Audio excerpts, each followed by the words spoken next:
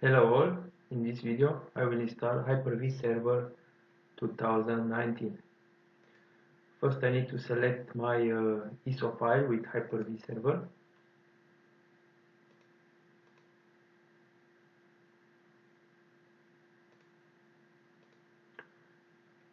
I'm using VMware to install the Hyper-V Server.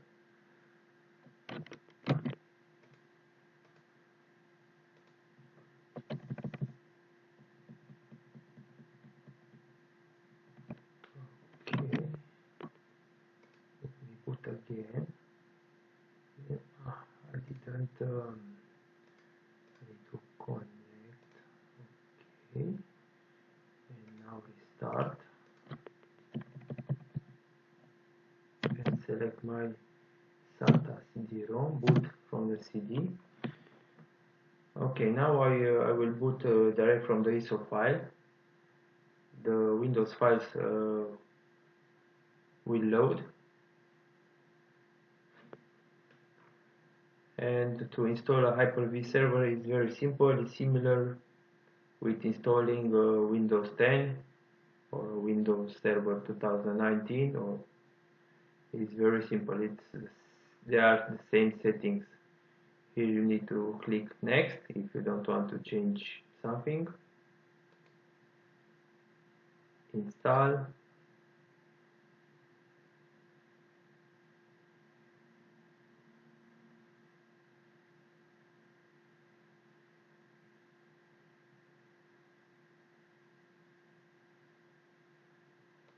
Accept the license terms, and here you need to click on custom.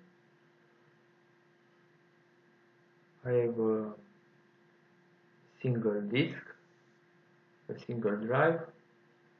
I will press next, and now the installation starts. Let me talk about the requirements. To install a Hyper-V Server 2019, you need a 64-bit processor with a second-level access translation. You need also minimum of 4 GB RAM. You will need more RAM for virtual machines, and you need to enable virtualization feature in BIOS or Wi-Fi.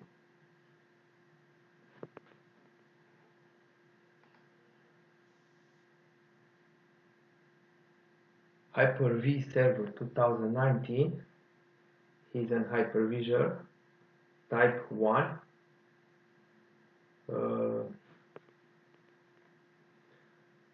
This means that this hypervisor runs directly on the host hardware to control the hardware and to manage the guest operating systems.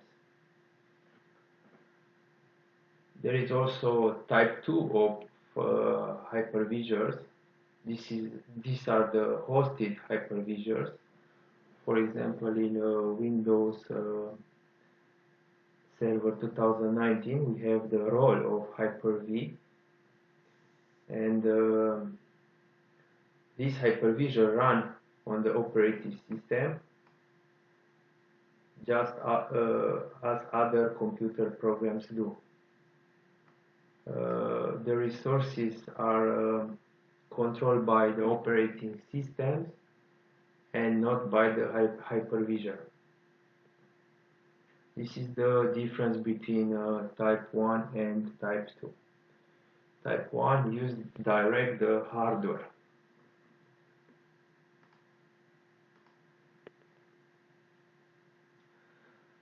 Some advantages to use type 1 hypervisor is that for Hyper-V Server 2019 you don't need a license, it's free.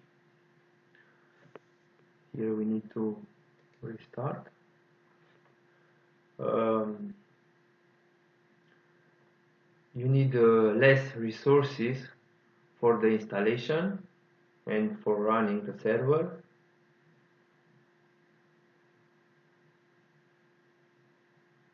And there is no graphic user interface for the server. It means the server is loading and is running faster than other servers with graphic user interface.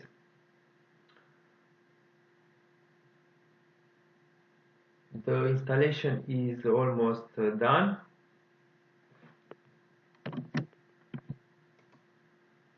First time when we log into this Windows, we need to set up a password.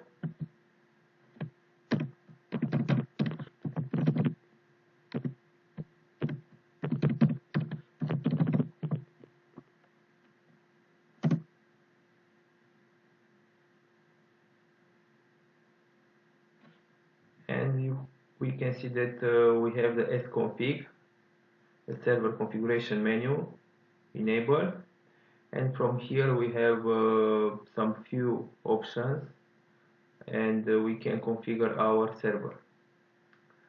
We'll choose the option number 2, a computer name. We want to rename the host name.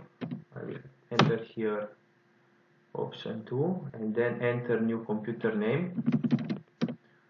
I will name it node 1 and we'll restart the computer. Now the computer name was changed. We'll go and set up a static IP. We'll choose option 8, network settings.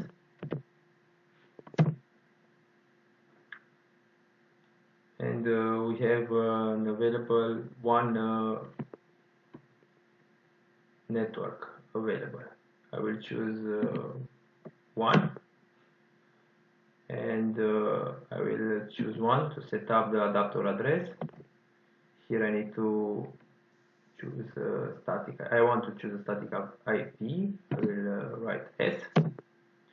Then I need to enter the static IP address.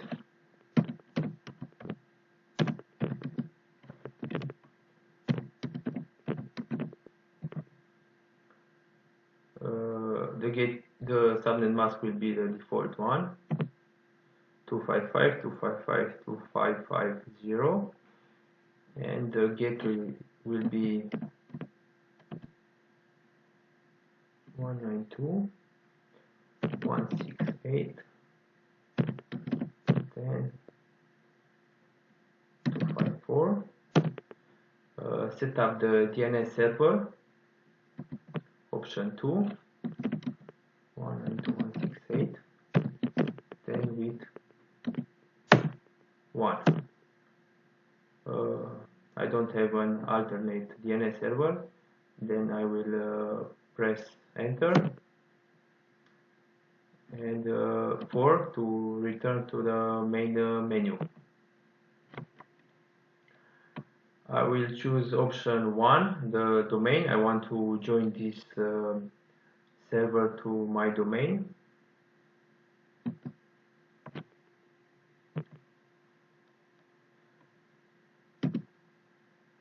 I will press D, domain.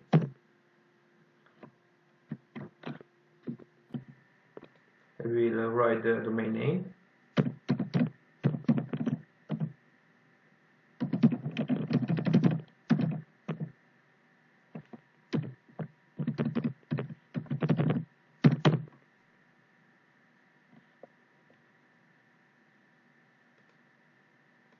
And restart the server.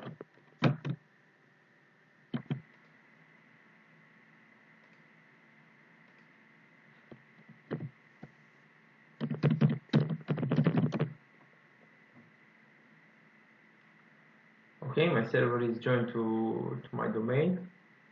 Has the hostname changing. Has an static IP. You can also set up the configure remote management. I will select 4. By default, the remote management is enabled, but the server is not responding to ping, and I want also to configure this option. Allow remote machine to ping the server, yes. You can also set up the download and install updates. remote desktop is disabled by default. I will leave it like this. You can set up the date and time. You can restart, shut down the server, or exit to the command line. In the next video, I will show you how to configure remote management for my Hyper-V Server 2019.